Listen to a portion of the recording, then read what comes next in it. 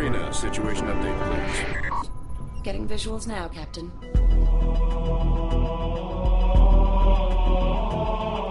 When you play the original Halo games, an explosion takes up the whole screen. So I'm going to kill a fast-moving purple thing, and it will come at me and die. In Halo Wars, it's going to be a view from 40 feet up, so it's not going to be one explosion, it's going to be 20.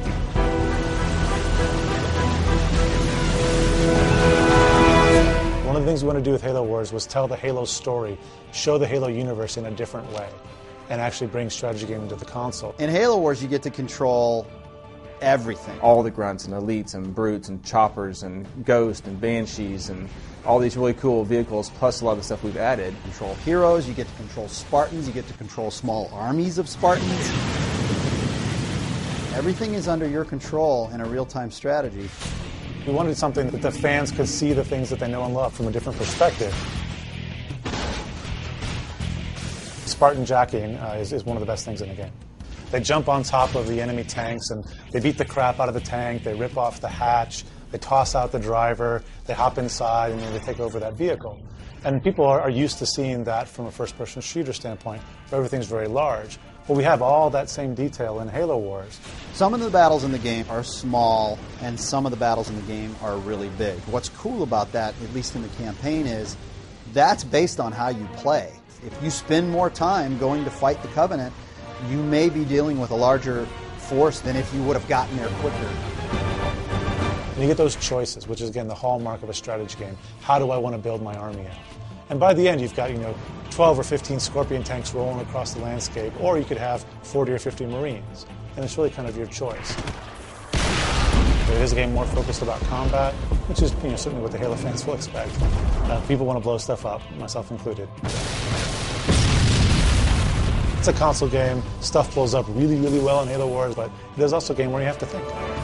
The new part of this game is, for a lot of people, is actually playing an RTS. In the FPS games, you're just using one single weapon and use one single tactic. In our game, you actually have to employ multiple strategies on the screen at the same time. You're the general, training units and using those units to accomplish the mission. Commanding your armies, you're commanding your resource gathering or your economy. You manage resources, which you buy that army with, and you actually use those resources to upgrade and change your army to form a strategy that you will hopefully win with. There's a lot of different definitions for armies, right? There's like a teched out army, which is maybe not as big an army, but you've spent a lot more of your resources on technologies and things like that, so it's a very powerful army. And it actually kind of maps into Halo Wars really well, because in our game, the UNSC, the humans, they're the regimented army. But the Covenant, the sort of religious zealots, they can bring a lot more units to the fight, but each of those units is a little bit weaker.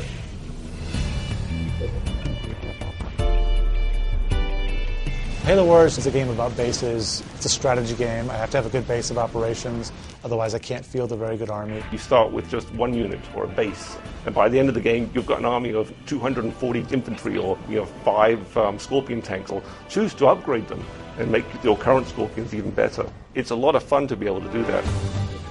I'm actually very happy with the way we've been able to represent all the economic decisions in Halo Wars. They're faster, it's easier to do. I'm not managing 75 villagers chopping down trees, but the depth is still there. We didn't want people digging in the dirt. We felt that was not what a console player really wanted to do. We wanted the focus to be on combat.